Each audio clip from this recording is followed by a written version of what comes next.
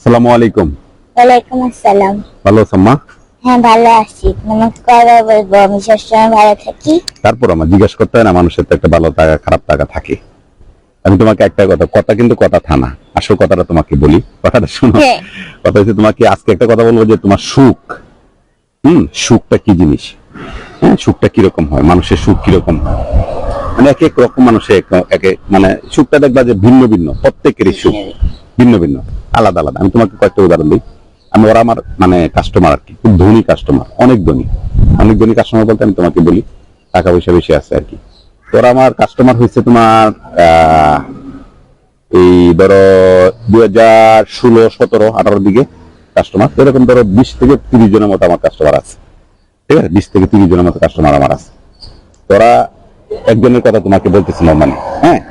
কাস্টমারটা দেখো তুমি, সে এই ধানমন্ডি থাকে, ধানমন্ডি তার নিজের বাড়ি, সাতেরে বাড়ি, সাতেরে রুডে, বাসার নাম্বারটা বলছি না একজন। আর একজন আছে তোমার, সে গুলশানে থাকে 23 নম্বর রোডে, গুলশান 1-এ, হ্যাঁ, গুলশান 2-এ, গুলশান 2-এ 83 নম্বর বাড়ি। আর একজন এসে তোমার মহাখালী দিয়েছে স্যার 34 নম্বর রোডে বাড়ি, ঠিক আছে? আমি বাসার নাম্বারটা বলছি না। ওরা তিনজনের ঘটনাটা কেন বলতেছি তোমাকে, ওরা গতকালকে এবং আজকের কথা বলতেছি, হ্যাঁ। ওদের বাড়ি কিন্তু তোমার নিজস্ব বাড়ি, পুরাই অনেক ধনী, অনেক ধনী কিন্তু, হ্যাঁ। তা দেখো, ওরা ওই জায়গায় ভালো লাগতেছে না।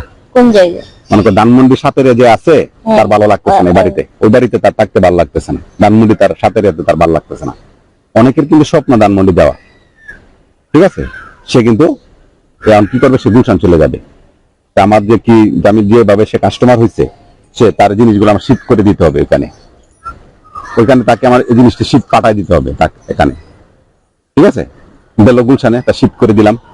গুলশানে 83 নম্বর রুটে যে থাকে, সে চলে আসবে এতে, সে না, সে 83 নম্বর থেকে সে চলে আসবে বাড়ি দ্বারা দিয়েছে, চলে যাবে, মানে ওই জায়গা তার ভালো লাগবে, ওইখানে সে চলে যাবে। ওটা তার নিজের বাড়ি, ফ্ল্যাট বাড়ি, নিজের ডুপ্লেক্স ফ্ল্যাট। ওই জায়গা তার ভালো লাগে না, সে চলে যাবে বাড়ি দ্বারা। কারণ কি, ওই জায়গা তার ভালো লাগছে, ওই জায়গায় সে চলে যাবে, ঠিক আছে? বাড়ি দ্বারা তাকে শিফট করে দিলাম। ধানমন্ডি যে মহাকালী ডিওসিসে যে থাকে, সে 84 নম্বর রোডে, সে একটা ভালো রেস্টুরেন্টের মালিক, মানে রেস্টুরেন্টের মালিক। তার মনে করো তারা কানাডা, তার বাড়ি আছে মহাকালী ডিওসিস, কানাডাতে বাড়ি আছে, কানাডা সে থাকে। এবং সে ডিওসিসের যে 34 নম্বর রোডে যে বাড়ি, এটা তার নিজস্ব বাড়ি, হ্যাঁ। সে পুরা বাড়ি কিনছে একদম মেজর জেনারেলের কাছ থেকে, সে বাড়ি কিনছে। সে আজকে ফোন দিছে যে, সুমন সাহেব, আপনি আমাকে করেন, এই যে আরেকটা আপনার একটা প্রোডাক্ট পাঠান, ফিল্টার পাঠান, আমি এই গানে থাকবো না, আমি শিফট করতেছি। কোথায়?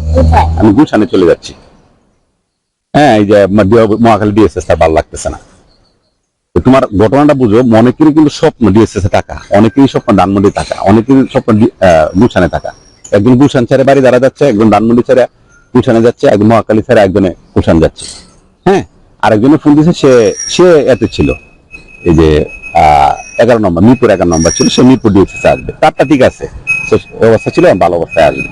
আমি তোমাকে এটাই বলছি যে, তুমি যে জায়গায় আছো, তুমি যে জায়গায় থাকতেছো, এই জায়গায় যদি তুমি সন্তুষ্ট না থাকো, তুমি যদি শুকরিয়া আদায় করতে না পারো যে আমি ভালো আছি, আমি ভালো এসতে ভালো দরকার নাই, তাহলে কিন্তু তুমি কানাডা, জাপান, তারপরে ধরো তুমি গ্রিস, তারপরে ধরো সুইজারল্যান্ড, তারপর জার্মানি, তারপর মিরপুর ডিএসএস, তারপর বারিধারা ডিএসএস, তারপর গুলশান, তারপর ধানমন্ডি, কোথাও তুমি শান্তি পাবা না। কারণ কি, এটা তোমার ক্যারেক্টারের দোষ বলতে পারো, ক্যারেক্টারের সমস্যা, যে তোমার সুখটা কোথায় তুমি সেটাই জানো না, হ্যাঁ। তোমার সুখ, আমি কথা শুনো, হ্যাঁ, যেখানে সুখটা তোমার সেটা বুঝো না। তুমি ছোট মানুষ, তোমার সাথে গল্পটা কেন করলাম, তুমি যদি যেভাবে আছো, যে জামাটা আছে, যেমন ধরো আমি যে গঞ্জিটা পরছি, আম্মা, এই গেঞ্জিটা আমি কিনছিলাম একটা বড় ব্র্যান্ডের শোরুম থেকে, গেঞ্জিটা কিনছি, গেঞ্জিটার দাম ছিল 1100 টাকা, বেড ট্যাক্স দিয়ে মিলে প্রায় দাম পড়ছে প্রায় 70 টাকা, 1170 টাকার মতো। এটা কিন্তু দেখো, এই যে ফুকসা উঠে যাচ্ছে গেঞ্জিগুলা, কলারে দেখো, কলার কিন্তু ভালো না, দেখো এই যে গেঞ্জিটা কিন্তু মনে হচ্ছে যে কোথা থেকে কিনছি। আমি সেম গেঞ্জি কিন্তু আমি ব্যান্ড থেকে কিনে দেখছি, তারপর আমি এই কাছাকাছি থেকে কিনে দেখছি, যে এই দোকানগুলো ফুটপাত থেকে কিনে দেখছি, মানে মনে আছে আমি 100 টাকাতে 4টা গেঞ্জি কিনছি। কিন্তু 100 টাকাতে 4টা গেঞ্জি যেগুলো কিনছি, এই গেঞ্জি থেকে ওটা পড়তে খুব আরাম, দেখতেও সুন্দর, দেখতেও সুন্দর। তাহলে বিষয়টা কি দাঁড়াচ্ছে, তুমি ব্র্যান্ড হইলে, তুমি দামি হইলে যে তুমি ভালো হবা, অত ব্যয় হবে। বিষয়টা কিন্তু এরকম না। তুমি যদি স্যাটিসফ্যাকশন তোমার এতে না থাকো, তুমি তোমার জায়গা থেকে যদি তুমি ভালো না থাকো, তুমি যদি ইচ্ছে করে ভালো না থাকতে চাও, তো তুমি যদি আলহামদুলিল্লাহ না বলতে পারো, আল্লাহর শুকরিয়া আদায় করতে না পারো, তুমি কি মানে শান্তি যে সুখ জিনিসটা তুমি মানে যাই করো, বিএমডব্লিউ চালাও অথবা তুমি রিক্সা চালাও, কোনোটাতে তুমি শান্তি পাবে না, শান্তি। ঘুমাইতে পারবে না তুমি। আর রিক্সা চালালে কি শান্তি নাকি? রিক্সা যারা চালায় দেখো অনেকে যে শান্তি কি পরিমাণ শান্তিতে থাকে, যে বিএমডব্লিউ চালায় ওরকম শান্তিতে সে থাকে না। কারণ তাকে ওই জায়গায় আলহামদুলিল্লাহ আছে, তাকে না আলহামদুলিল্লাহ নাই। অনেকে গাড়ি নাই, হাইটে চলে, তারপরে যে সে শান্তিতে আছে, তোমার এতে শান্তি তুমি এতে পাবা। ঠিক আছে? কারণ যে অনেকে দেখবা 10,000 টাকাতে সে মাছ চালাইতে পারে, 10,000 টাকায় তার পুরো সংসার ঠিক মতো চলতেছে। অনেকে দেখবা 10 লাখ টাকা ইনকাম করে, তারপর তার সংসার চলছে না। কারণ কি? তার এই যে সুখ শান্তি যেটা, আন্ডারস্ট্যান্ডিং যেটা ভালোবাসা যেটা তোমার এই যে শুকরিয়া আদায় করার কথা, সেটা তার থাকছে না। তাই জন্য শুকরিয়া আদায় করবো, সবকিছুতে আলহামদুলিল্লাহ বলবো, সব আল্লাহ তোমাকে সবকিছু দিবে। আলহামদুলিল্লাহ। আসসালামু আলাইকুম।